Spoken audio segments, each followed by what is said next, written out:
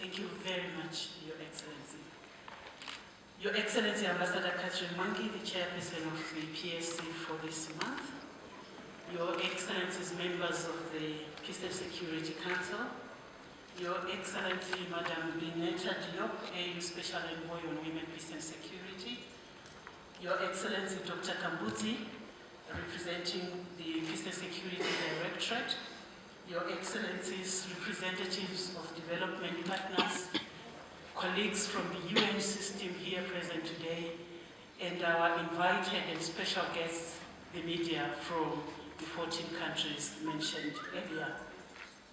It is my distinguished honor and pleasure to address this august council on an issue that is very dear to UN Women and to me personally.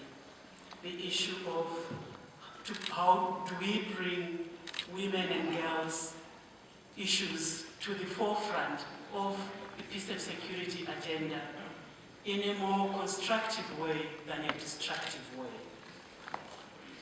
The Council's commitment to focus on this theme is very welcome, but also very timely, because the media, as has been mentioned earlier on, has an important catalytic role in advancing the women, peace and security agenda on the continent.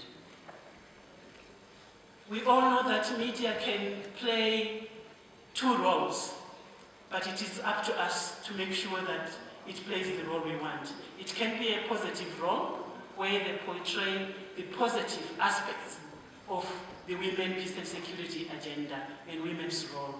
Or they can also portray a negative image of the role of women in conflict. To that effect, we feel that the media is a key player if we are to achieve the aspirations of Agenda 2063. As has been mentioned earlier on, Excellencies, distinguished delegates, I would like to just bring us back a little bit to a discussion we had at one of the councils last year when we were celebrating Security Council Resolution 1825's 15th anniversary. You all recall, distinguished members of the Council, that we went through a study that was commissioned by the UN Secretary General on the 15th anniversary of this groundbreaking resolution on preventing conflict, transformative justice, and securing peace. UN Women had the pleasure to share with you some of the key findings of that report last year. But I would like to bring us back to a chapter which we didn't talk about much at the time. That report actually has a chapter dedicated to the role of the media. And allow me, Your Excellency, Madam Chair, and distinguished members of the Council, to just share a few of the findings of that report related to the media.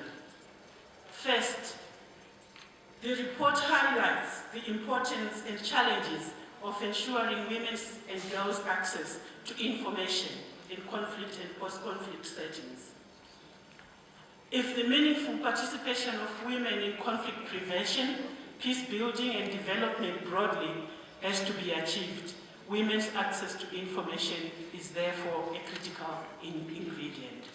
Secondly, the study recognizes the positive trend in media portrayal of women beyond helpless victims of conflict, but also as actors in conflict and in some cases as agents of peace. This is very critical. As I said, the media can play either a positive or a negative role, but we need to make sure that they are more aligned to the positive role that we want. Thirdly, the study focuses attention on the way modern media technologies, including social media, is being used to encourage violence against women and a rollback on women's rights. Online harassment, threats, and hate speech, as well as the communication strategies of extremist groups, stand out as worrisome examples. And I'm sure you can all recall what is happening around our continent on the use of social media to the detriment of our continent.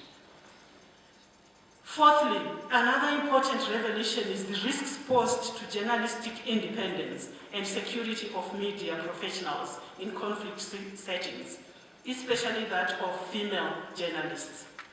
The study shows that female journalists, even though their number is not large, face a greater risk to their lives and security as they go about reporting gender-based discrimination and the violation of women's rights and girls' rights.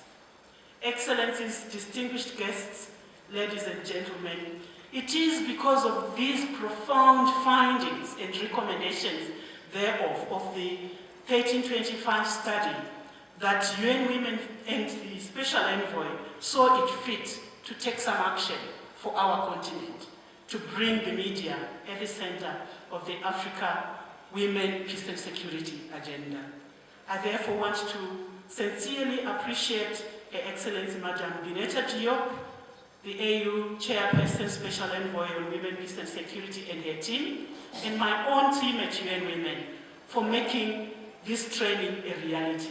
I also want to give a big round of applause to the media journalists who have taken away 2 days of their busy schedules in their countries to be with us for this very important training.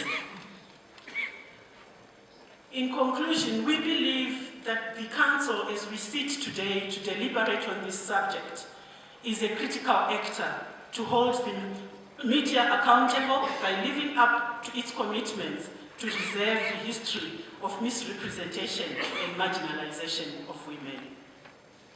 However, this requires policy-level commitment that facilitates the creation of a gender-responsive and accountable media. In addition, on the other hand, the AU and its partners here present also need to engage the media as an important partner to our member states and national actors for delivering on gender equality in conflict and post-conflict situations. It is against this backdrop that we urge the Council to prioritize the following key recommendations, building on its commendable work on women, peace and security over the years. I don't know why this is making noise. Maybe there's a phone? My apologies, I'm not too sure. Yeah, thank you. Thank you. This is very critical because I just wanted to share 3 recommendations with the Council for your deliberation later on today. Your Excellency, if you allow me. First, we are calling on AU member states' action to strengthen legal frameworks, provide security and end impunity of perpetrators, to protect the reputations and lives of women and girls as defenders and as journalists.